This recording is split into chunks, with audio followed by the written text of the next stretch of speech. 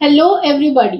तो आज के इस वीडियो के अंदर हम पढ़ेंगे आईसी एनालिसिस। हमने पिछली वीडियोस में पढ़ा कि हमारा कंज्यूमर किस तरीके से सिंगल कमोडिटी केस में अपना मैक्सिमम सेटिस्फैक्शन अचीव करता है या डबल कमोडिटी केस में किस तरह करता है।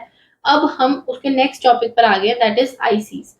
अब ये ना इसका कुछ सेगमेंट ना मैं पिछली वीडियो में पढ़ा चुकी हूँ। जो बच्चे पिछली वीडियो पढ़ के इस वीडियो पे आएंगे तो उनके लिए एक रिकैप सेशन होगा। साथ ही में जो लोग पढ़ चुके होंगे, नहीं पढ़े होंगे, उनके लिए एक न्यू टॉपिक होगा और वो इस चीज को समझ पाएंगे। क्यों? क्योंकि मैं इन सब चीजों को दोबारा समझा रही हूँ जो मैं पिछली वीडियो में समझा चुकी हूँ। मैं बहुत तेज तेज बोल चुकी हूँ बिकॉज ये वीडियो आज मैं तीसरी बार शूट कर रही हूँ। पहली बार मेरा माइक में रिकॉर्ड नहीं हुआ और वो मेरी आवाज ही नहीं आई उसमें। दूसरी बार मेरा स्टाइलस लिखा ही नहीं, उसने सही तरह काम ही नहीं कर रहा था। अब मैं तीसरी बार इसको शूट कर रही हूँ, होपफुली अब ये हो जाएगी। तो हमने पिछली वीडियो में जिस तरह पढ़ा कि जो आईसीज एनालिसिस थे वो बेस्ड होते हैं मेरे ऑर्डिनल यूटिलिटी अप्रोच पे। ऑर्डिनल यूटिलिटी अप्रोच का मतलब है अब मैं अपनी यूटिलिटी को रैंक दे सकती हूँ, उसको मैं रैंक वाइज मेंशन कर सकती हूँ। कार्डिनल में क्या होता है और ऑर्डिनल में क्या होता है हम पढ़ चुके हैं पिछली वीडियो में अच्छे तरीके से। चैप्टर 1 में भी हमने ये पढ़ा था। तो आईसीज हमको दिए हिक्स एंड एलन ने, और इनकी एक आर्टिकल आया था थ्योरी ऑफ वैल्यू जिसके अंदर इन्होंने आईसीज के बारे में समझाया था। अब आईसीज क्या है? आईसीज हमको ग्राफिकल रिप्रेजेंटेशन देते हैं वो सारे कॉम्बिनेशंस के, ऑल्टरनेटिव कॉम्बिनेशंस के जो कंज्यूमर पास अवेलेबल है दो गुड्स के लिए। कि अगर कंज्यूमर पास दो गुड है तो वो इस पॉइंट पे इस कॉम्बिनेशन में दोनों गुड को कंज्यूम कर सकता है।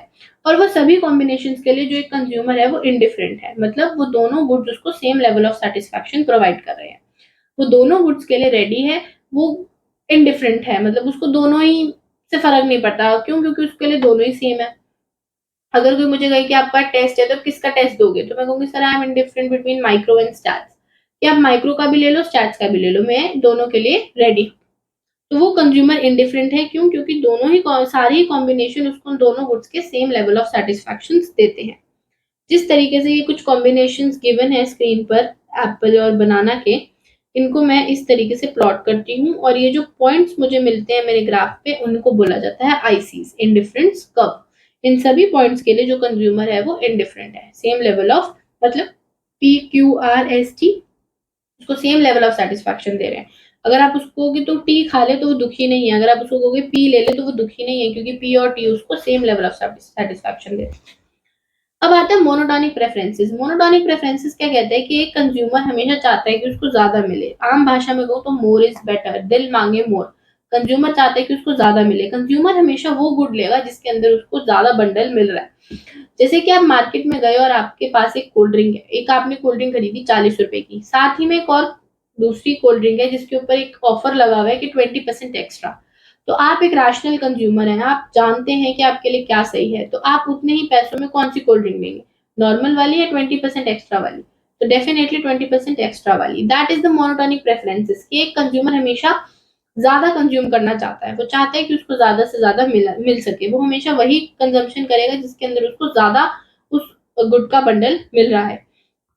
जैसे कि अगर कंज्यूमर के पास ऑप्शन है कि 10 एप्पल ले लो या 10 बनाना ले लो एक बंडल, या 7 एप्पल 7 बनाना, तो कंज्यूमर हमेशा ये वाला बंडल चूज करेगा। क्यों? क्योंकि उसके अंदर एप्पल भी ज्यादा है और बनानास भी ज्यादा है। दूसरा, कंज्यूमर के पास ऑप्शन है 10 एप्पल 7 बनाना, 9 एप्पल 7 बनाना, तो कंज्यूमर हमेशा ये वाला बंडल चूज करेगा। क्यों? क्योंकि इधर बनाना तो सेम है बट उसको एप्पल्स ज्यादा मिल रहा है, तो वो पहले वाले बंडल पर जाएगा। That is the monotonic preferences. Agent हमेशा वो चीज लेगा जिसमें उसको ज्यादा मिल रहा है। More is better. Indifference map. Indifferent map क्या होते हैं? जैसे हमारा इंडिया का मैप है, उसके अंदर अलग अलग स्टेट्स है, फैमिली ऑफ स्टेट्स को मैप बोला जाता है। सिमिलरली फैमिली ऑफ आईसीज को इंडिफरेंस मैप बोला जाता है। इसके अंदर हमारे देखिए ये 3 आईसीज है, तो ये मेरा पूरा क्या है, ये पूरा क्या है मेरा इंडिफरेंस मैप। अच्छा, और जो मेरा हायर आईसी होगा, जो IC1 होगा, उससे ज्यादा सेटिस्फैक्शन मुझे IC2 पे मिलेगा, IC2 से ज्यादा IC3 पे मिलेगा। Lower the IC lower the satisfaction, higher the IC higher the satisfaction. ठीक है, ये आईसीज की कुछ प्रॉपर्टी थी। उसके बाद आ जाते हैं मार्जिनल रेट ऑफ सब्स्टिट्यूशन। अब मार्जिनल रेट ऑफ सब्स्टिट्यूशन क्या बताता है? देखिए, जो भी हम कर्व या लाइंस बनाते हैं ना, उन सबकी कोई ना कोई स्लोप होती है। जैसे कि अगर मैंने ये लाइन बनाई तो ये लाइन किसी ना किसी रेट पर फॉल होती होती होती नीचे गिर रही होगी, या अपवर्ड लाइन बनाई तो ये किसी ना किसी रेट पर बढ़ती ऊपर जा रही होगी। सिमिलरली अगर कोई मैंने कर्व बनाया तो वो भी किसी रेट पर पहले गिरा होगा, फिर कांस्टेंट आया होगा, फिर बड़ा होगा। तो ये जो रेट है ना, दैट इज द स्लोप। आप जिन जिन बच्चों के पास मैथ्स है वो पढ़ेंगे, 11th में ये एक चैप्टर है उसमें आप लोग पढ़ेंगे। तो उसी तरह अब जो मेरा आईसी है वो भी तो एक कर्व ही है, तो आईसी की भी कुछ स्लोप होगी। तो आईसी की स्लोप होती है एमआरएस। एमआरएस है मार्जिनल रेट ऑफ सब्स्टिट्यूशन की एक कंज्यूमर एक कमोडिटी को कितना सब्स्टिट्यूट करने के लिए रेडी है दूसरे से। मतलब एक कंज्यूमर एक गुड को कितना सैक्रिफाइस करेगा ताकि वो दूसरा कमोडिटी का गेन कर सके, ताकि उसको सेम लेवल ऑफ सेटिस्फैक्शन मिल सके। फॉर एग्जाम्पल मेरे पास डोमिनोज में गई और मेरे पास एक पिज्जा है और साथ ही में मेरे पास एक गार्लिक ब्रेड भी है। तो अब मेरे पास ऑप्शन है कि या तो मैं पूरा पिज्जा खा लूं या पूरी गार्लिक ब्रेड खा लूं, ठीक है। तो बट मैं एज अ कंज्यूमर मेरे पास दो गुड्स है तो मैं दोनों ही कंजम्पशन करना चाहूंगी। तो मेरे को कुछ यूनिट्स ऑफ पिज्जा के स्लाइसिस को सैक्रिफाइस करना पड़ेगा ताकि मैं कुछ यूनिट्स ऑफ गार्लिक ब्रेड खा सकूं। तो ये क्या है, एमआरएस, कि कितना मैंने सैक्रिफाइस करा ताकि मुझे कुछ गेन हो सके दूसरे गुड का। इसकी डेफिनेशन को एक बार पढ़ते हैं। MRS refers to the rate at which commodity can be substituted with each other so that total satisfaction of the consumer remain the same, ताकि कंज्यूमर को जो सेटिस्फैक्शन मिल रहा है वो सेम रहे। कितना मैंने यूनिट सेक्रीफाइस करी, कितना मैंने गेन करा, उससे मुझे मेरा एमआरएस पता चलेगा। ओके, अब आ जाते हैं कि एमआरएस क्या है। मैंने बताया स्लोप ऑफ आईसी। आईसी की स्लोप है, मतलब वो रेट मुझे पता चल रहा है कि कितना कंज्यूमर एक गुड छोड़ रहा है सो दैट दूसरा उसको मिल रहा है। अच्छा, अब हमें इसको एक बार इससे समझ के देखते हैं कि जैसे पहले पी कॉम्बिनेशन में कंज्यूमर के पास एक एप्पल था और 15 बनानास थे। क्यू में 2 एप्पल्स थे, 10 बनाना थे। आर में ये थे, एस में ये कंजम्पशन की, टी में ये थी। तो अब इसके अंदर देखिए क्या हो रहा है। कंज्यूमर ने 15 बनाना से 10 बनाना पर आ गया, मतलब उसने अपने बनाना की कंजम्पशन कम करी 5 से, और एप्पल 1 से 2 हो गए, मतलब एक एप्पल की कंजम्पशन बढ़ गई। तो इसका मतलब उसने 5 बनाना लूज करे सो दैट उसको एक एप्पल मिल जाए और एक्स्ट्रा।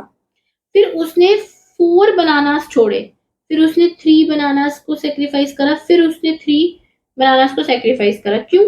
ताकि उसको एक एक यूनिट एप्पल की एक्स्ट्रा मिल पाए। तो ये जो रेट था 5:1, 4:1, 3:1, 2:1, यहाँ पे सॉरी उसने 2 लूज करे, मैंने 3 बोल दिया था, 2:1। तो ये जो चीज उसने करी है ये क्या है, this is the rate at विच उसने एक गुड को सेक्रीफाइस करा ताकि दूसरे की कंजम्पशन बढ़ सके। और इसी को उसने ग्राफ में प्लॉट करा, जैसे कि 15, ये तो ग्राफ मैंने ऊपर आपको समझाया। तो इन पॉइंट्स को जोड़ के जो मुझे पॉइंट मिला उस पॉइंट को बोला गया आईसी, ठीक है। अब एमआरएस हमेशा फॉल होता है, आईसीस के केस में एमआरएस हमेशा फॉल होता है। क्यों? क्योंकि वहां पे लग रहा है law of DMU. Law of DMU क्या कहता है? लॉ ऑफ डीएमयू हमको समझाता है कि जैसे जैसे आप अपनी कंजम्पशन बढ़ाओगे आपका सेटिस्फैक्शन डिक्लाइन होना स्टार्ट हो जाएगा। कि एक कंज्यूमर एक गुड की भी कितनी ही चीजें खा लेगा, कितना ही खा लेगा, एक पॉइंट पर आके तो वो कहेगा ना कि बस अब मैं दूसरे गुड को सेक्रीफाइस नहीं करूंगा ज्यादा, और क्यों? क्योंकि मुझे दूसरी चीजें बहुत नहीं खानी। एमआरएस वहां पे लागू हो गया। लॉ ऑफ डीएमयू हमने बहुत अच्छी तरह पढ़ा हुआ है पिछली वीडियोस में, एक बार जरूर रेफर करें। अच्छा गाइस देखो, मैं बीच बीच में कहती हूँ ना कि ये टॉपिक उस वीडियो में हमने पढ़ा हुआ है, रेफर करें, तो साथ ही साथ ना उसको रेफर कर लिया करो, सो दैट क्या होगा कि आपकी रिवीजन होती रहेगी पिछले टॉपिक्स की भी। छोटा सा बीच में सेगमेंट आएगा उस टॉपिक का, फटाफट आपने इस वीडियो के साथ ही उसको देखा, रिवाइज कर लिया, तो साथ ही साथ आपको पिछला भी भूलेगा नहीं, रिवाइज होता रहेगा और ये चीजें भी अच्छी तरह समझ आएंगी। Okay, getting back to the topic. तो ये मैंने आपको समझाया कि एमआरएस क्या होती है, इसको मैंने डिटेल में समझाया हुआ है एक अपनी लास्ट वीडियो में, वहां पे भी आप इसको एक बार जरूर देखिएगा। अब आईसीस की कुछ अजम्पशंस भी होती हैं। आईसीस को पढ़ने के लिए हमें कुछ चीजें अपनी अज्यूम कर लेनी है, तभी हम पढ़ सकते हैं। पहला, 2 कमोडिटीज है कि कंज्यूमर हमेशा 2 कमोडिटी ही लेगा। दूसरा, ऑर्डिनल यूटिलिटी है, मतलब मैं अपनी यूटिलिटी को रैंक कर सकती हूँ। रैशनल कंज्यूमर है, कंज्यूमर को पता है उसके लिए क्या सही है, बेवकूफ कंज्यूमर बिल्कुल भी नहीं है वो। नॉन सेटिएटी, मतलब कंज्यूमर अभी उस पॉइंट पर नहीं आया है सैचुरेशन के पॉइंट पर कि बस अब मैं और कंजम्पशन नहीं करूंगा।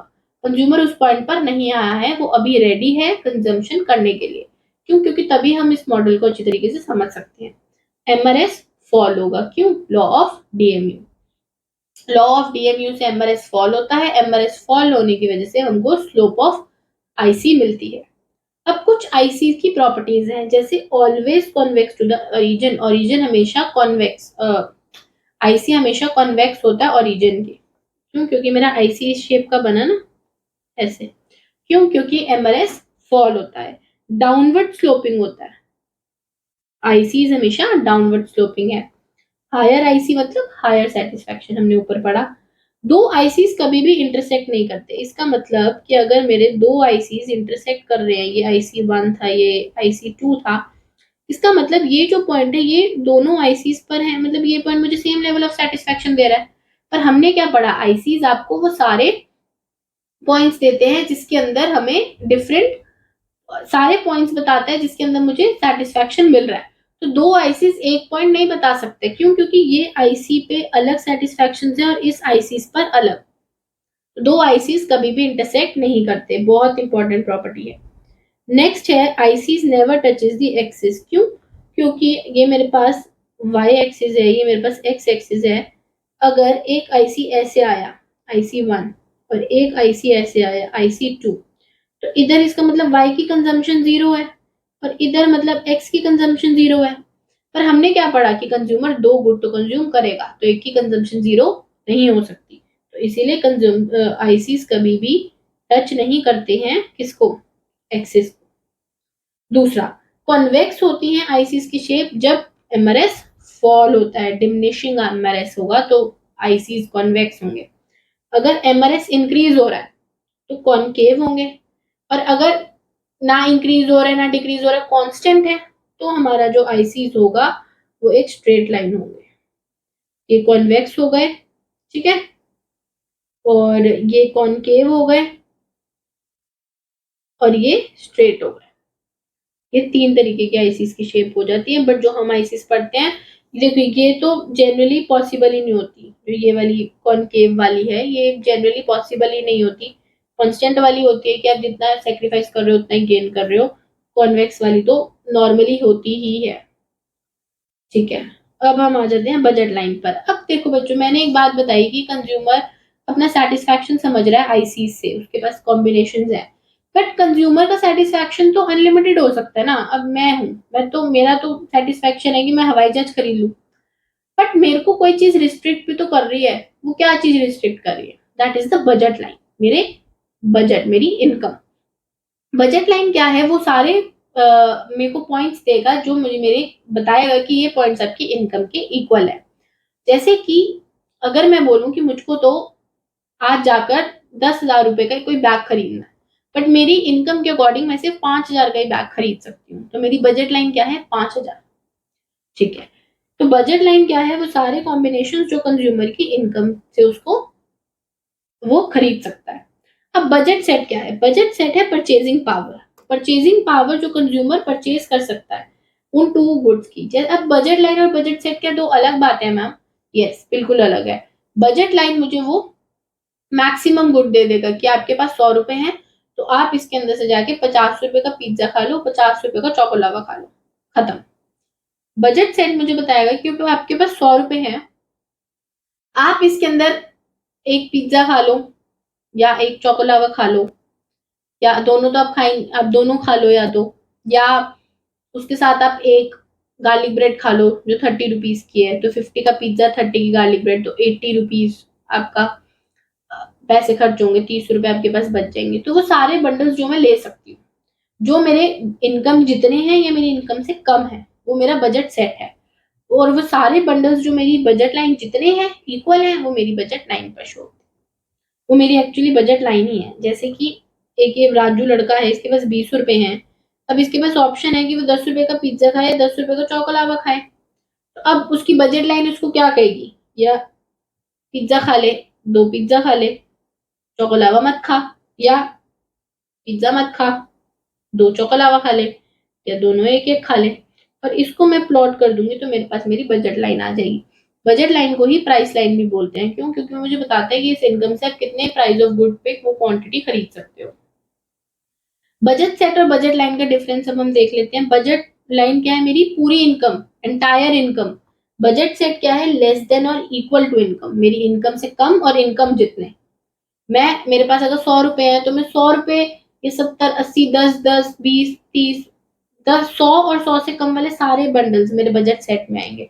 बस 100 रुपए मेरी एंटायर इनकम, 100 रुपए में मैं क्या ले सकती हूँ, वो मेरी बजट लाइन होगी जो मुझे बताएगी। बजट सेट या तो लाइन पर होगा या लाइन के अंदर होगा, या बजट लाइन तो बजट लाइन पर ही होगी। बजट लाइन का एल्जेब्रिक अब रिप्रेजेंटेशन क्या है, एम। एम डिनोट करता है मेरा मनी, मेरी income. Price of A, quantity of A, plus price of B, quantity of B. कितना प्राइस पे करा, कितनी क्वांटिटी ली, प्लस दूसरे गुड में कितना प्राइस दिया, कितनी क्वांटिटी ली। तो ये है मेरी इक्वेशन ऑफ बजट लाइन। अच्छा, अब इक्वेशन ऑफ बजट लाइन में क्या होता है कि हम इसको अभी अपने समझने के लिए इसको इक्वल ले लेते हैं, बट जनरली आपकी इनकम से कम या आपकी इनकम से ज्यादा, आपकी इनकम से कम होना चाहिए ये, या आपकी इनकम से ज्यादा होना चाहिए। बट अपनी सॉल्यूशंस को, मॉडल को समझने के लिए हम इक्वल टू लगा के चलते हैं। अब इसको समझते हैं। जैसे मेरे पास ये कुछ कॉम्बिनेशन हैं, EFGHIJ। एप्पल्स के मेरे पास कुछ पॉइंट्स हैं जो मैं कंज्यूम कर रही हूँ, बनाना के हैं कुछ। अब अपने फॉर्मूले में पुट करते हैं बजट लाइन वाले, और एप्पल्स के प्राइसेस हैं 4, बनाना के प्राइसेस हैं 2, ये ऊपर मेंशन है। तो मैंने करा 5 इंटू, यहाँ पे मैंने करा, ये देखिए 5 इंटू 4 प्लस 0 इंटू 2, तो 20 रुपीज, और मेरी इनकम 20 है, ये भी मेरे पास गिवन है। तो मैंने सारे बंडल्स पे अपने प्राइस, बजट लाइन की प्राइस लाइन की इक्वेशन लगाई।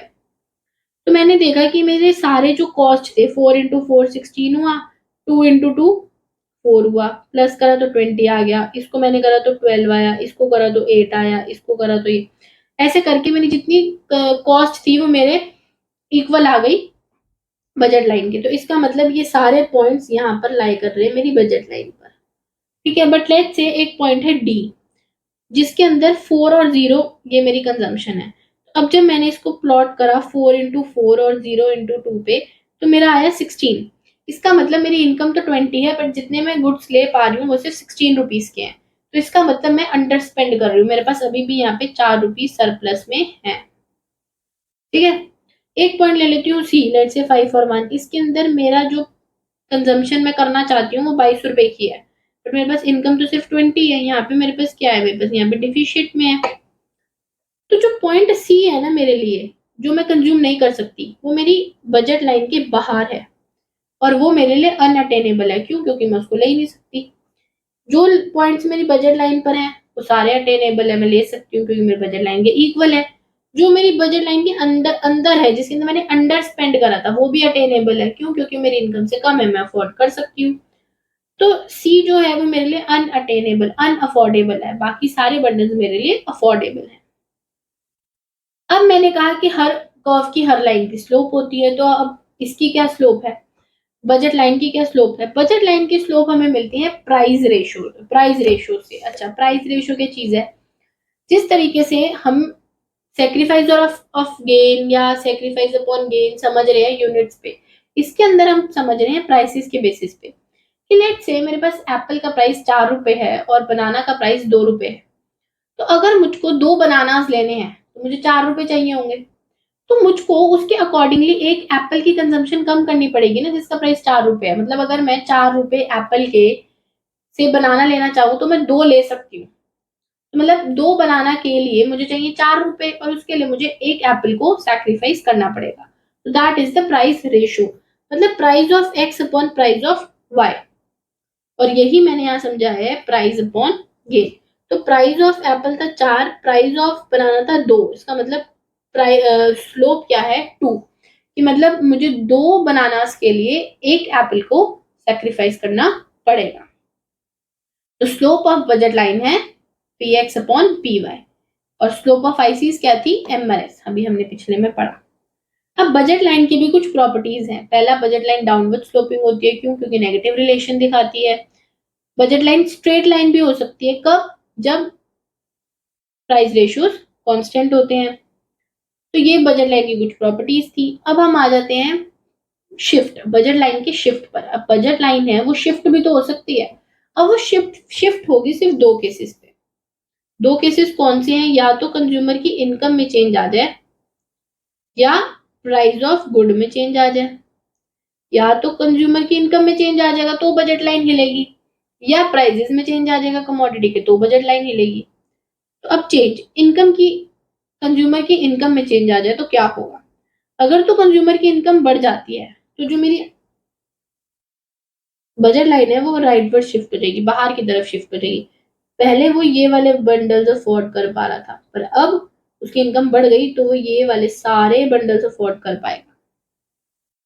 सिमिलरली अगर कंज्यूमर की इनकम कम हो गई तो अब वो और कम कंजम्पशन कर पाएगा, और कम बंडल अफोर्ड कर पाएगा। तो लेफ्टवर्ड शिफ्ट होगा अगर इनकम कम हो गई, और राइटवर्ड शिफ्ट होगा अगर इनकम बढ़ गई। ठीक है, ये पहला केस था जब इनकम में चेंज आया। दूसरा केस कौन सा है? जब प्राइस में चेंज आया। प्राइस में भी तीन तरीके से चेंज आ सकता है। पहला, जब दोनों गुड की कंजम्पशन में चेंज आ गया, मतलब मेरा दोनों ही प्राइस, गुड्स के प्राइसेस में चेंज आ गया, तो क्या होगा? ठीक है, अब हम देखते हैं। अगर मान लेते हैं कि दोनों प्राइसेस के गुड्स कम हो गए, प्राइसेस कम हो गए, तो क्या होगा?